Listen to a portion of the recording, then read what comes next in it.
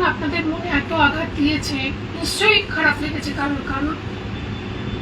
তারা তাদের কাছে আমি ক্ষমা প্রার্থী আপনাদের আবেগে আমি আঘাত দেওয়ার জন্য। আশা করি আগামী দিন এটা আমি মনে রেখে মাথায় রেখে চলবো। এই ধরনের কিছু ঘটলে সাবধান হব অনেক বেশি। কিন্তু আমার না সত্যি মাথায় আসেনি যেটা হতে পারে, কারণ আমি তো সত্যি কোনো অন্যায় করিনি। এবার গন্ডগোলটা হলো কোথায়? তারিন জাহান অনুষ্ঠানটা শুরু করতে গিয়ে যে ক্লিপটা আপনারা ভিডিও ক্লিপ দেখছেন, সেখানে ভুলবশত বলে ফেলে, যেটা হয় না ক্যাজুয়ালি বলে ফেলে, সুদীপ আজকে তোমাকে আমি গরুর মাংস রান্না করে খাওয়াবো। অ্যাকচুয়ালি তারিন আর আমি খুব বন্ধু হয়ে গিয়েছি, খুব সুন্দর আড্ডা দিচ্ছিলাম, ও বন্ধু হয়ে গেছিলাম। তো ও একজন বন্ধুকে ওয়েলকাম করতে গিয়ে কথাটা বলে ফেলেছে, কিন্তু বলেই আবার সেটাকে সঙ্গে সঙ্গে কারেক্ট করেও বলেছে আমি আজকে আপনাদের সবার জন্য গরুর মাংসের কোফতা রান্না করব। এটা হয়তো কোনোভাবে এডিটরের ভুল হবে, এরকম ভুল আমরা প্রায়ই বলি, যে কেউ অ্যাঙ্কাররা বলে, পরে সেটা এডিটে বাদ দিয়ে দেওয়া হয়।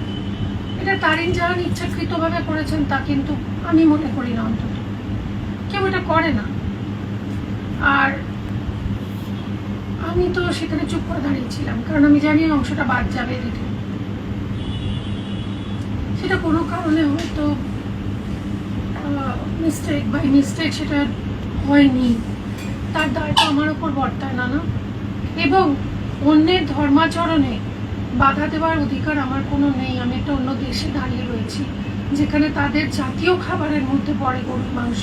সেখানে দাঁড়িয়ে আমি বলতে পারি না যে তারিন তুমি এটা রান্না করো না। কারো ধর্মীয় আচরণে বাধা দেওয়ার কোনো অধিকার অন্য কোনো ধর্মের মানুষের আছে বলে আমার তো জানা নেই। আমরা ছোটবেলা থেকে এই শিক্ষায় বড় হয়েছি, মোরা একই বৃন্তে দুটি কুসুম, হিন্দু মুসলমান, মুসলিম তার নয়নমণি, হিন্দু তাহার তার। মোরা একই বৃন্তে দুটি কুসুম, হিন্দু মুসলমান।